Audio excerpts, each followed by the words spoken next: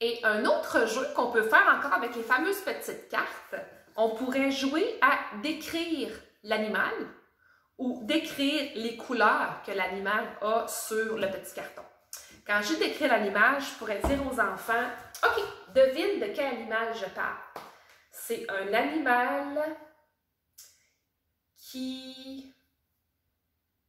qu'on peut avoir à la maison. Bien sûr, je parle du chien. C'est un animal domestique. Un animal qu'on peut avoir à la maison, un animal domestique. Un animal qui peut être un compagnon de vie. Et là, on pourrait élaborer. Est-ce qu'il y en a d'autres animaux dans la vie que tu pourrais avoir à la maison? Et à travers les cartes, on pourrait les sortir. C'est vrai, je suis en train de nommer le chien. Je n'ai pas pensé que la tortue, on pouvait l'avoir. Je trouve ça intéressant de me tromper pendant la vidéo parce que ça va arriver avec les enfants. Ça se peut qu'un enfant dise « Hey, c'est drôle, hein, Véronique? Mais moi, mon ami, il y a une tortue. » Hey, c'est vrai, je ne l'avais pas vu. En effet, le chien et la tortue. Donc, si je suis en train de décrire l'animal domestique, puis je pense au chien, puis je pourrais continuer. Si un enfant me dit « c'est la tortue », je vais dire « non, c'est pas la tortue ». Tu as raison, c'est un animal domestique, mais je ne pense pas à la tortue.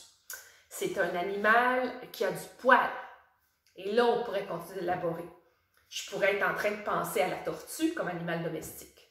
Si l'enfant nomme le chien, je vais dire « oui, tu as raison, le chien, c'est un animal qu'on a à la maison, mais là, je ne suis pas en train de penser au chien. » Je pense à un animal qui peut vivre dans l'eau.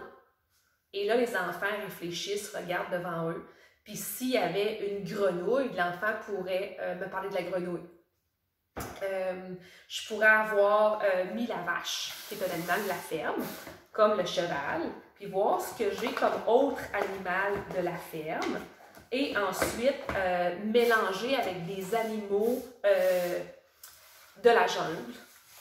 Et puis décrire les animaux de la jungle et jouer avec ça.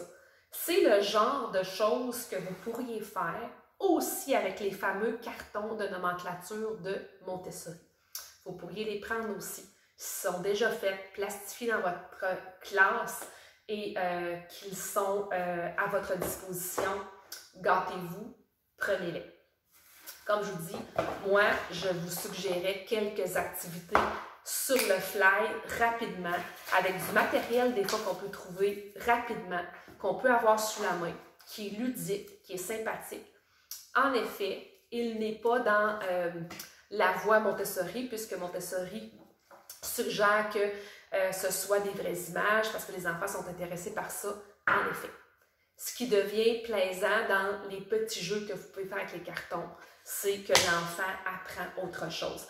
Apprend en bougeant, apprend à attendre son tour, apprend à aider l'autre, apprend à se taire et se lever la main pour jouer. Et c'est des choses qui, avec les 3-5 ans, sont très intéressantes. Et comme je vous dis, quand vous le faites avec les 18-36 mois, faites-le moins longtemps. Posez les questions, allez-y de façon plus globale et facile. Avec les enfants de 18-36 mois, on pourrait seulement jouer aussi à pairer le carton qu'on a dans les mains avec celui qu'on a sur la table ou sur le tapis. Le simple fait que quand on montre ce carton-là, l'enfant, il regarde son carton, il faut qu'il vienne mettre le cheval sur le cheval. L'enfant de 18-36 mois va avoir à se lever debout, à venir superposer le cheval sur le cheval, aller se rasseoir, chacun son tour. C'est déjà toute une activité pour les enfants. Quand je dis une activité, c'est que la motricité globale est là, puisque l'enfant se lève. On pourrait ensuite faire le son du cheval, jouer avec 3-4 sons d'animaux, et puis se déplacer comme les animaux aussi. Donc, on peut vraiment élaborer. Prenez le temps de vous amuser, en fait, avec les enfants dans la classe.